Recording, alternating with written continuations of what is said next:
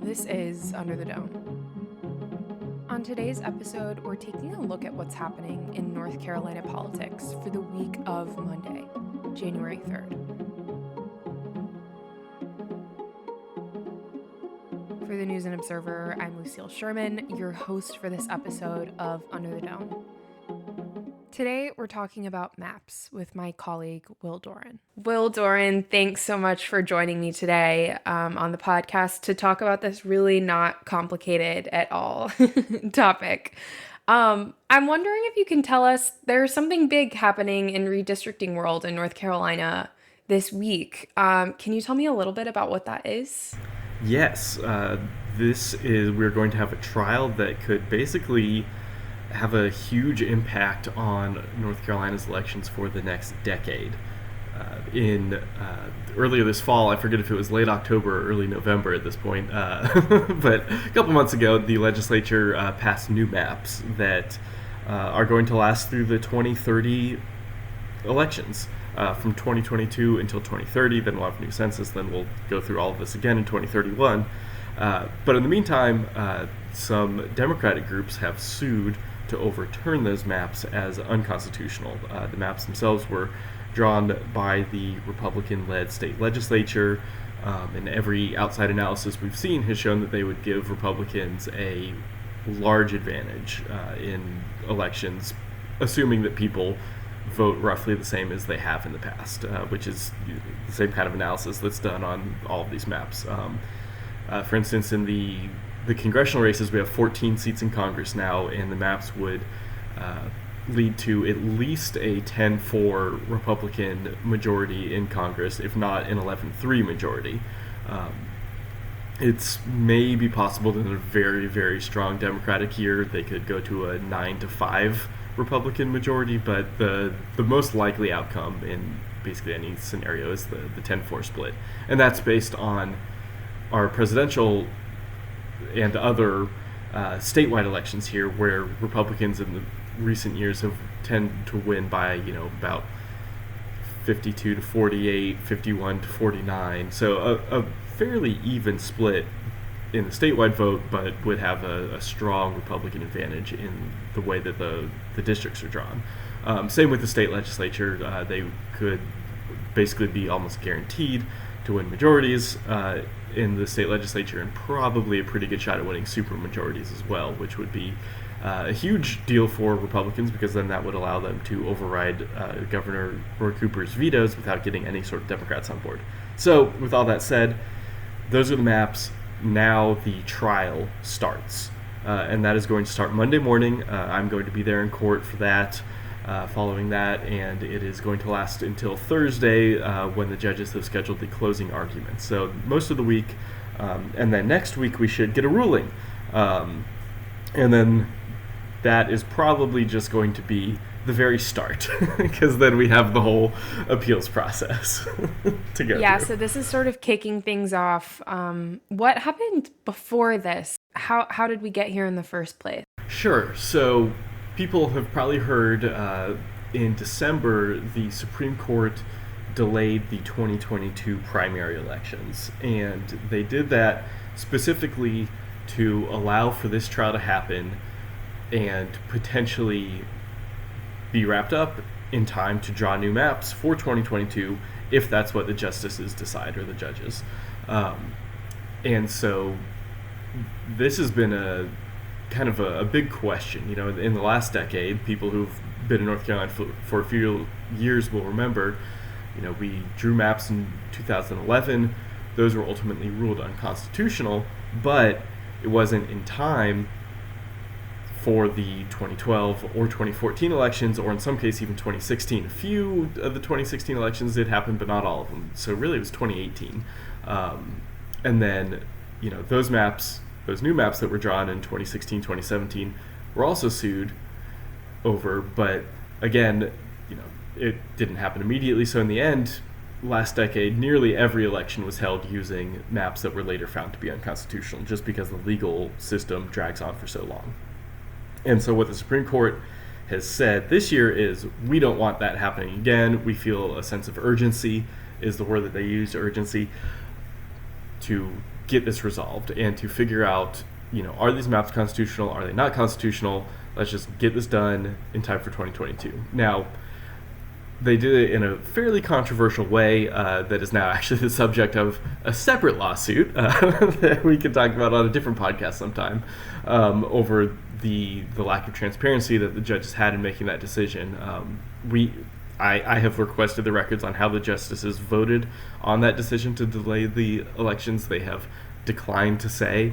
It's a process kind of known as the shadow docket among legal circles. You've probably heard of the U.S. Supreme Court doing it too. It's technically legal, but some people don't like how they can use this kind of side process to issue decisions without actually saying how the individual judges voted or whether or not any recused themselves. So it's been kind of a controversial path for how we got here, but the end result is the elections are delayed in order for this trial and then any potential appeals to play out. And it's still going to be a tight squeeze to get it done. Even with the delay, it's only until May.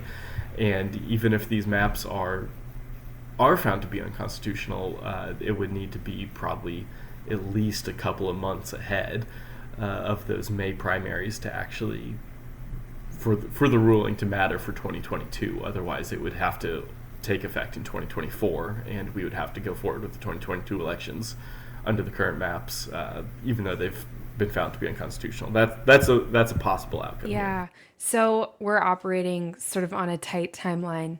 What are things you're going to be looking for with Republicans presenting their arguments this week in defense of the maps? What will you be watching for? What are you expecting? What we're going to be watching in the trial itself is, well, really, we have a couple things. We're going to be watching what the Democrats say and what the Republicans say.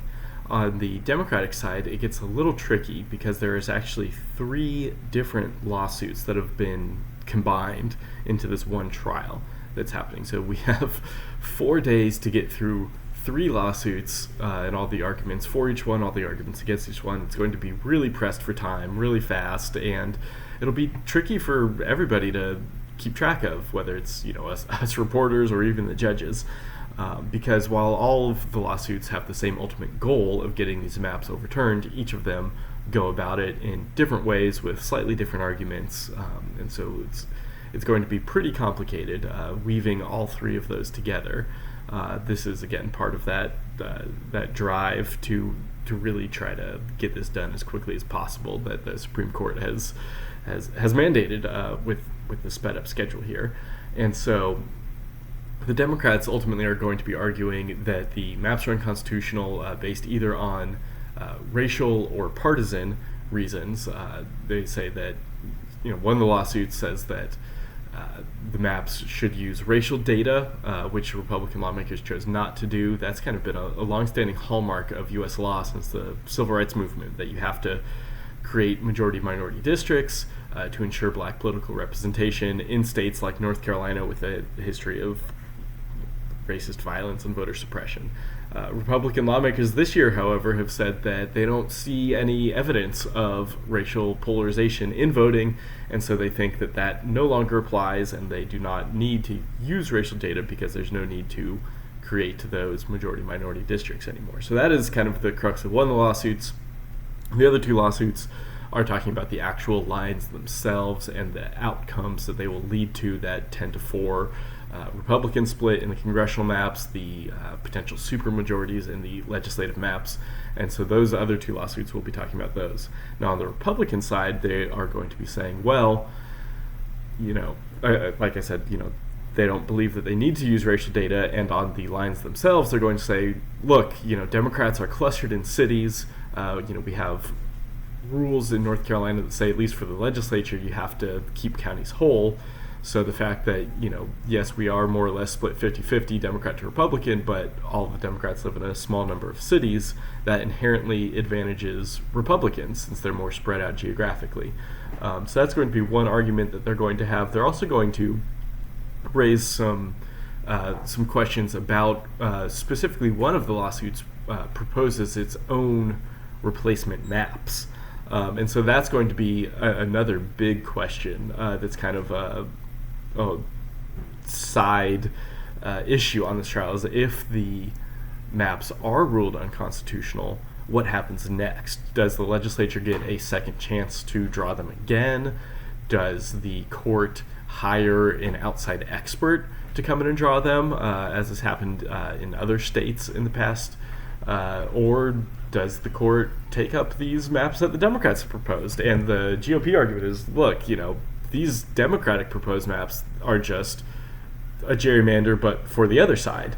They say that, and this is true. We looked at the data that the proposed maps would likely lead to an 8-6 Democratic split. Now, according to some of the Democrats, one of the Democrats' own expert witnesses, that is just as unlikely as an 11-3 Republican split that could possibly happen in the current maps.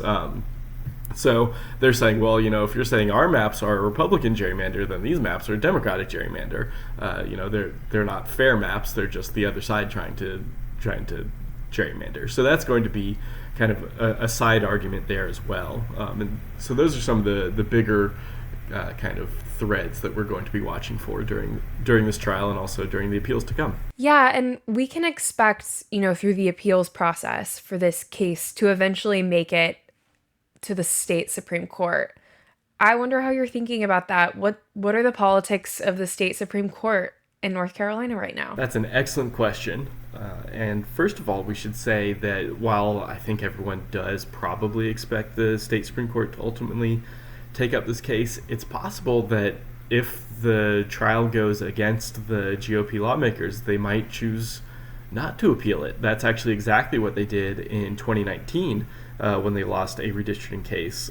They chose not to appeal that and just go ahead and redraw new lines for the 2020 elections. And what that meant is that by not appealing, there was no ruling against them establishing, some of these rules about partisan gerrymandering from the state Supreme Court. And so that has actually kind of worked out in their favor. Now it's a smart legal strategy, because now in court filings this year, you've seen them kind of dismiss that previous ruling from 2019 as, oh, well, that was only a trial court ruling. That wasn't, that doesn't have the heft of appellate precedent.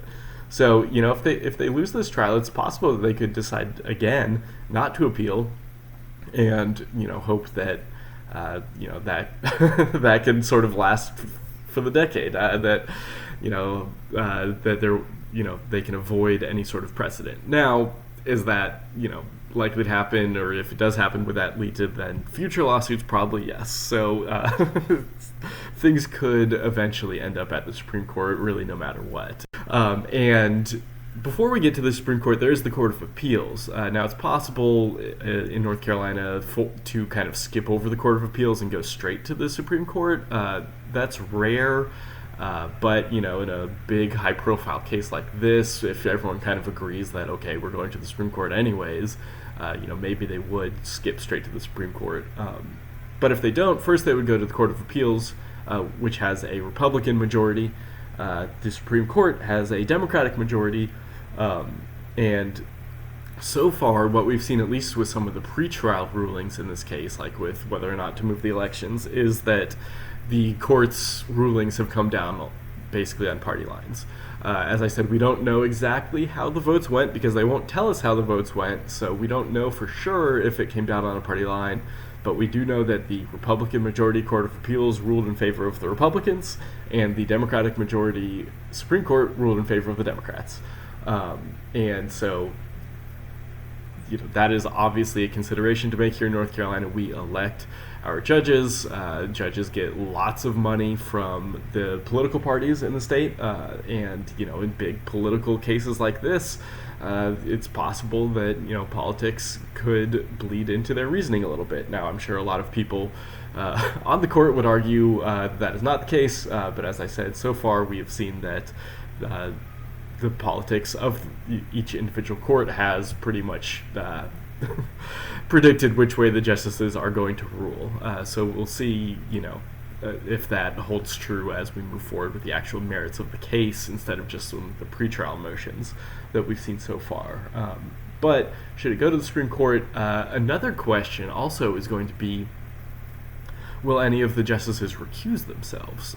On the Democratic side, there's Justice Anita Earls, who got her name really by suing Republican lawmakers in North Carolina over gerrymandering. She led some of the big lawsuits in the previous decade and kind of used her platform from those lawsuits and those victories that she got to run for the Supreme Court here and win. And she was actually endorsed in that race by Eric Holder, who now runs one of the groups that's behind one of these lawsuits. So Republicans are almost certain to, want her to recuse herself. On the Republican side, one of the justices is Phil Berger Jr., whose dad, Phil Berger Sr., is a defendant in this case. He is obviously the head of the state Senate. So Democrats are almost certain to ask him to recuse himself. There's a couple other justices who might be asked to recuse themselves, although it's probably less of a sure thing than Berger and Earls. On the Republican side, you have Tamara Behringer, who up until 2018 was a Republican state senator. And on the Democratic side, you have Sam Ervin, who is up for re-election in 2022 and has been the target of a lot of anger recently from Republicans over the fact that the Supreme Court delayed the 2022 elections in which he is one of the candidates going to be running. I don't know if that would be grounds for him to recuse himself in a case about gerrymandering, but we do know that right now the GOP is very mad at him for not saying how he voted on that ruling, or if he voted at all, or if he recused himself.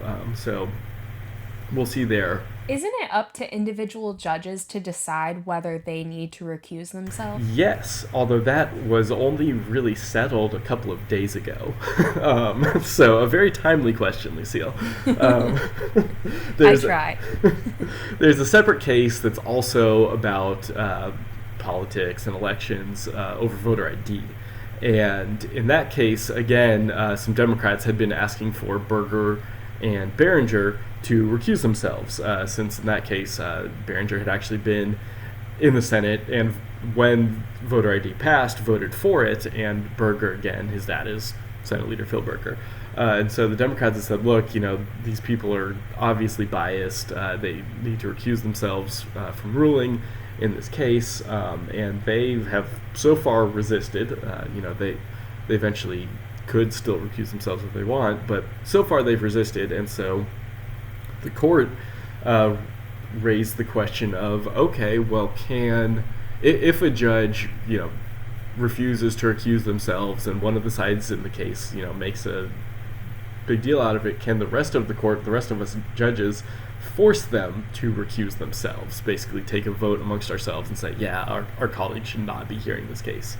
And what the court decided was, no, we can't.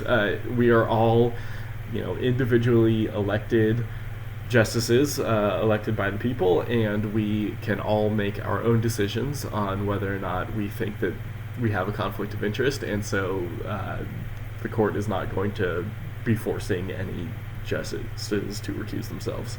So yes, it is ultimately up to the individual justice over whether or not they will recuse themselves in a case. Yeah, I feel like the common theme here, as with most things in North Carolina politics, is anything can happen. Yeah, and like I said earlier, there's a ton of outcomes at stake here. The maps could be upheld and, found that there's, nothing in the maps to call them unconstitutional. Or they could be called unconstitutional, in which case there's kind of three different options. The legislature could go back and redraw them, which would kind of be the default options. That's how it's happened in the past.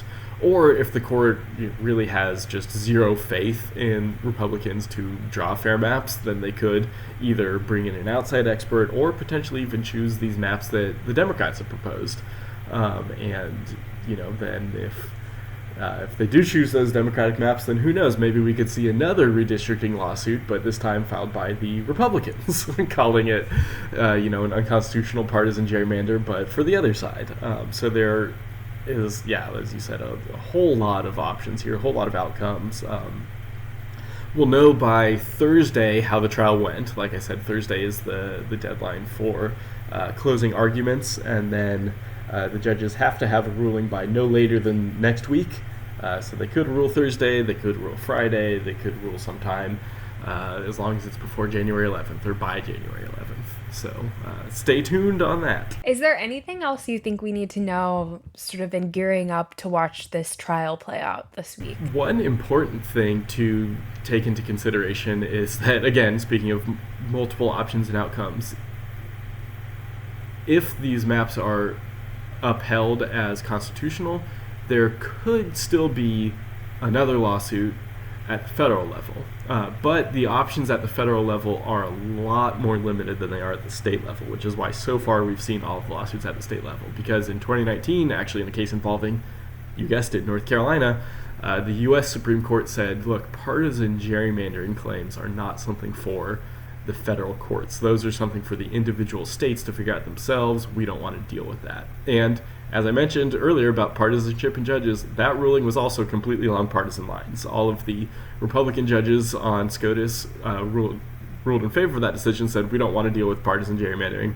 All of the Democratic justices dissented and said, no, we should be able to deal with partisan gerrymandering. So again, it's another case where you had kind of a party line ruling on this. However, racial gerrymandering is still a thing in federal courts, at least for now. Who knows? Maybe if the maps here are upheld in state court, we could eventually get a racial gerrymandering lawsuit in federal court, and you never know how that ruling will go. I think really the one truism of North Carolina politics in redistricting is that there are basically just constant lawsuits. I mean, we've been in litigation over redistricting one map or another basically since the early 1980s. Every once in a while we'll take a few years off of lawsuits, but it's pretty much just constant. So, expect more. Oh my gosh. Well, thanks, Will. I'm looking forward to watching your coverage over the next week. Hope you also get some sleep. Thanks, Lucille. Thanks for having me on. For more from our politics team, subscribe to the News and Observer at newsobserver.com/subscribe. Follow us on Twitter at Under the Dome and NC Insider, and sign up for our weekly political newsletter, also called Under the Dome, at newsobserver.com/newsletters. Thanks for listening.